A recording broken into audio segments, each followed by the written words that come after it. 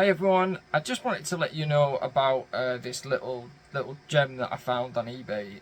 It's fantastic. It's a firewall, but it's a x86 based firewall with a 6-core Xeon hyper-threading to 12. That's off the top of my head from what I remember on the specs. With 32 gigs of RAM, 10 gig connectivity, 1 gig connectivity, 2.5 gig connectivity, and it all costs £70. So I'm going to show you this because I was blown away when I read through it, and plus it takes all standard parts. So I'll show you it. I've just finished cleaning it, but I thought I need to let you guys know about this.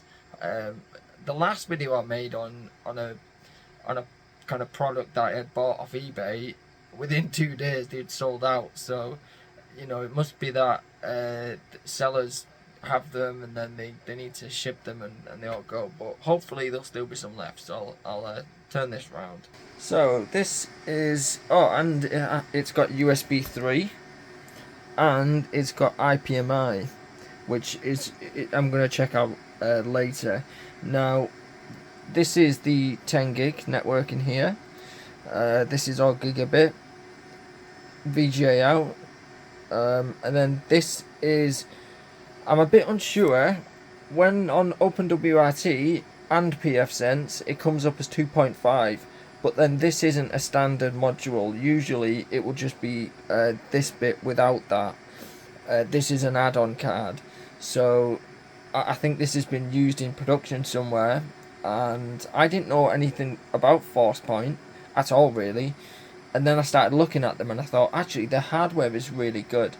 I've just had the top off it and I've just cleaned it up because it's a little bit scratched. But what I do with stuff like this for scratches is use teacup, very small amount of teacup, then kind of blast it with the teacup very quickly, and then to clean off the teacup, what I found works is WD-40, and this has been lots of different trial and error, and this seems to get it really nice and shiny and to take out as much of the small scratches as possible so it's not as noticeable. I mean, you know, I might get some top up paint and just top this up because just to make it nice and you know, but yeah, it's quite quiet. It's not as loud as I thought it would be. A lot of these they're just blazing loud. Now, from the other couple that were on there was another guy selling one, and he said he had VMware running on one and Proxmox running on another, which I've tested and it does boot and that's fine. The only thing, this only has 2 SATA ports. So one SATA port runs to this, which you can just remove. It's like a little CF card type thing. I've got it down here somewhere. This does take ECC memory as well. Yeah, it's a little CF card that you just plug in with ForcePoint on it. So I just remove that and I'll keep that for something else, or try and extract it and install it on something else. Because I've not used ForcePoint OS or anything like that before. So I've installed SSD in this and put OpenWRT on it, and I'll tell you what, I'll boot it up. We'll have a look. Is everything in yet? I'll just boot this up. Turn this around. It's cramped on this desk. I've got different stuff from different projects and need to have a good tidy up. I say that in every video. I need to tidy up. So I've just opened it up because this cable this cable here was just touching this fan and just making a bit of a noise. So I'm gonna have to try and manipulate this cable to be somewhere else.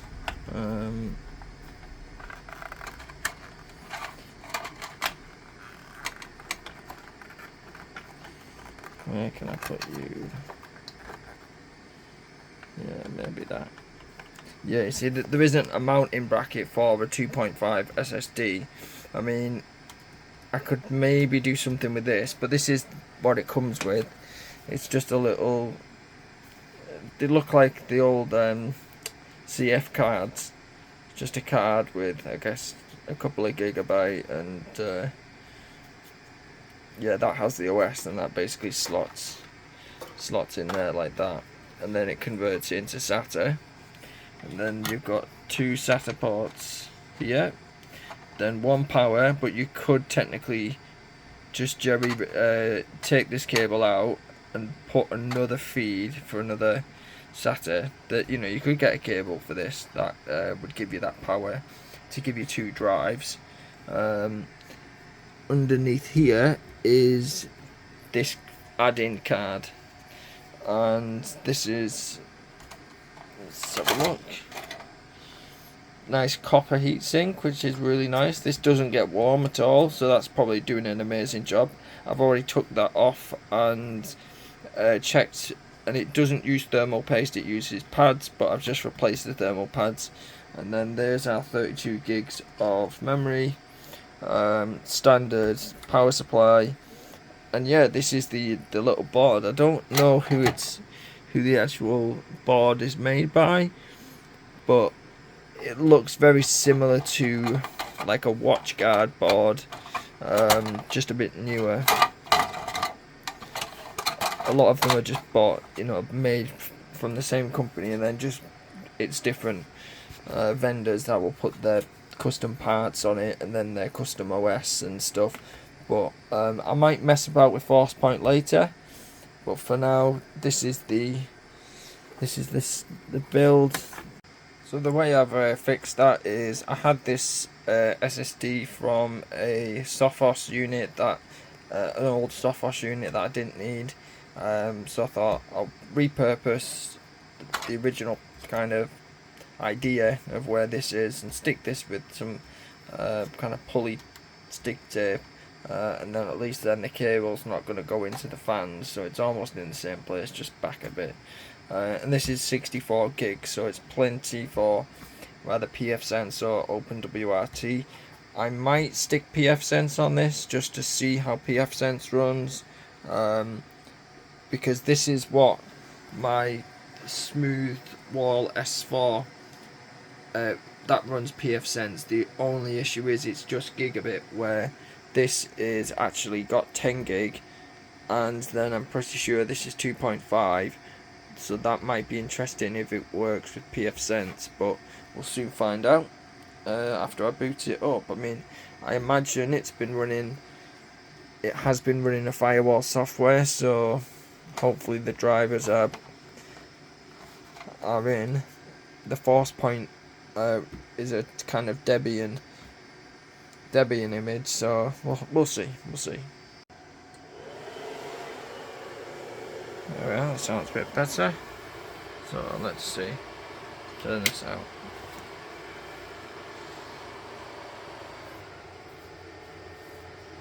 Just does take a minute to get to the BIOS, but once it's in the BIOS, it's I think it's delete.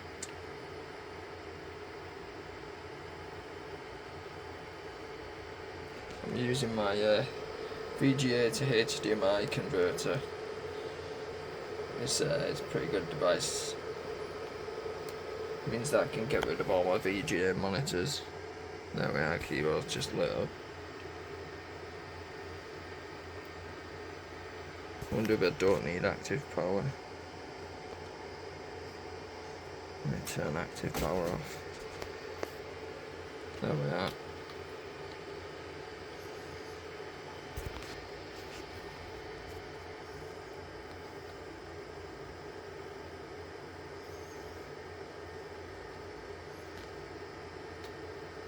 So yeah, and it does have virtualization support as well. Hyper-threading, VMX. So, you know, it's got some pretty good features, and for the price as well.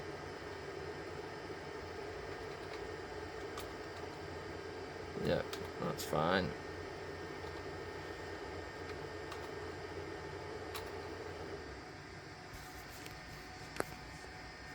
So I've just put in Venti. So this is the force point kind of router slash server installed in the rack. So it turns out that these two are 10 gigabit, them two. These are all gigabit connections, and I think they're gigabit, but I'm a little bit unsure. They could be 2.5. So what I've done, I've installed pfSense on this, on that SSD that I've just shown, and it's running superb. Heat's brilliant, it's not very hot at all. I mean, I've forgot the front of the case open. So this is also running pfSense, but I might repurpose this for Proxmox because it has that 10 gigabit. The only limitation, it only has one drive, which is an mSATA 256 gigabyte, but I might have a play around and see what I can come up with for that. This one needs to go in service. This is, I think, gonna have Proxmox, but these run VMware as well very well. And then my Minisforum PC, which I need to restart, to be honest. I've had a lot of issues with this. The reviews and stuff were all glowing reviews, and the hardware was very good, but I've had so many issues with it, with PCI pass-through, and Proxmox, with again VMware installed, with everything. It just loads of issues. I don't want to put people off buying it, but at the same time, I might make a post just specifically on the issues I've had with that. So, and then currently, so I've got all my 10 gigabit connections all saturated now in the TP-Link. I might as well. This was linked in with Armada, but the more I use Armada, the more I don't like it. I might go back to the original web page on this. And then I have another one of these, but I got another one because they were so cheap. This was £68 from AliExpress. I'll put the link in the description. And this is just another 10 gigabit switch. So just to take some load out of this little one, because this gets quite toasty. So yeah, let me go to the web page and I'll show you a bit more.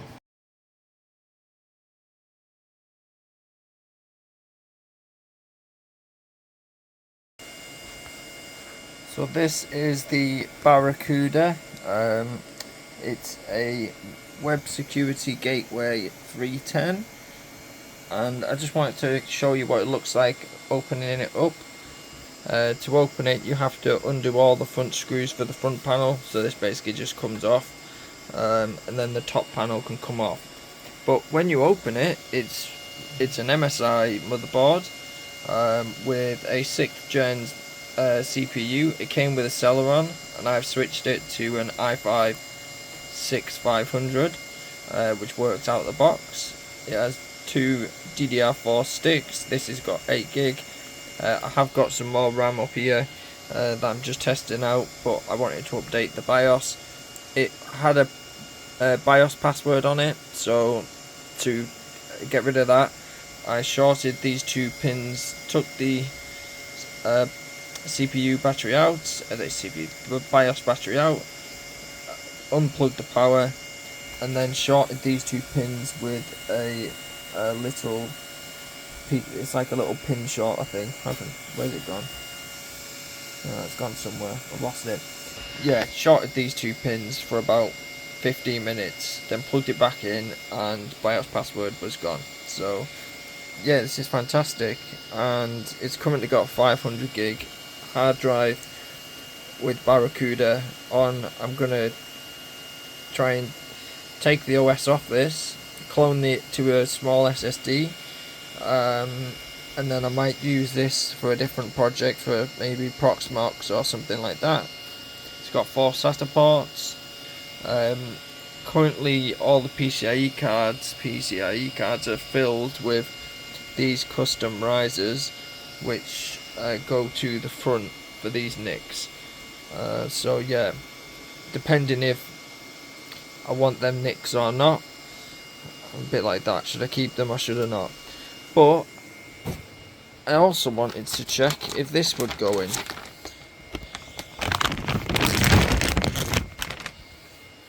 Now, reading online, people said that this should fit in this, which, looking at it from above, it does. Sorry about all the angles, everyone. So looking at it from above, if I take out this nick and that, it will fit. It will fit fine. So this might be an option where I take out this motherboard, use it in another project, and put that super micro board in. But this was, I'll get the price, but I think it's around £50. It wasn't a lot. For the hardware, that's fantastic. Also, that loud noise is coming from this fan here, which, as you can see, when I've just disconnected it, it's a whole lot quieter. I don't even really see the point of this fan. It doesn't get very hot in here anyway, so I don't see why it actually needs this fan. It might be worth changing it maybe to a Noctua, which I have got a Noctua lying around. I think it's the same size. I might change it and just leave it in, but just change it to a quieter fan. But yeah, that's what the noise is coming from.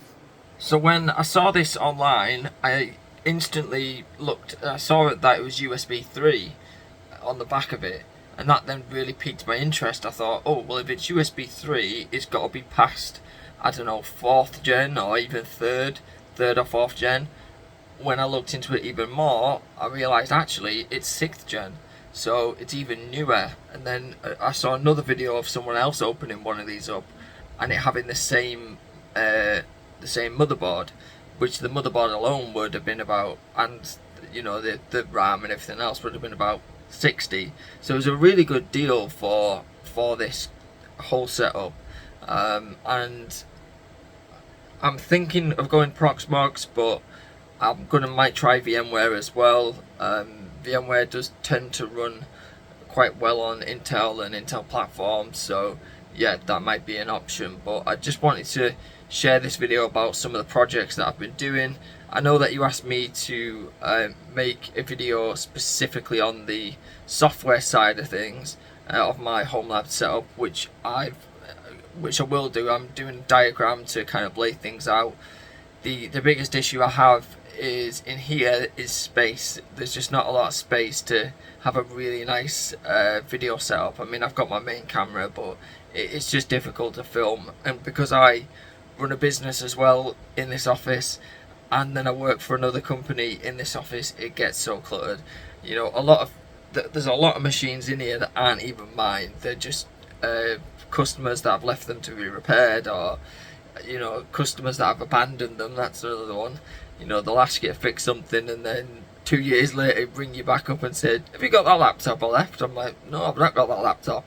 You left it 2 years ago. That's another interesting one, but their stories for another time.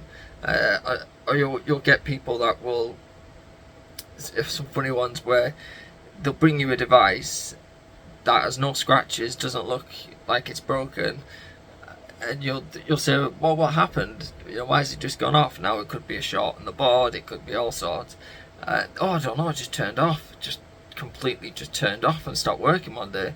Then you open it up and it's obvious that it's been drenched in water, and you're like, you know. So I will make that update video, and I'll be back very soon. Be great to. I just wanted to share this hardware with you, so that if you're kind of looking for a new project of a new server to start your home lab on, something that is relatively cheap, that you know what you're going to get and is available, and just kind of give you a bit more about the hardware and what you could do with it. These are all rack mounted. It came with the rack mount ears, so they're a bit too heavy to just be like rack mounted with the ears. I personally think they might need some rails or even a shelf that it sits on and the ears, because they're just a little bit too heavy for front mounting. But yeah, I'll see you all in the next one. Bye bye.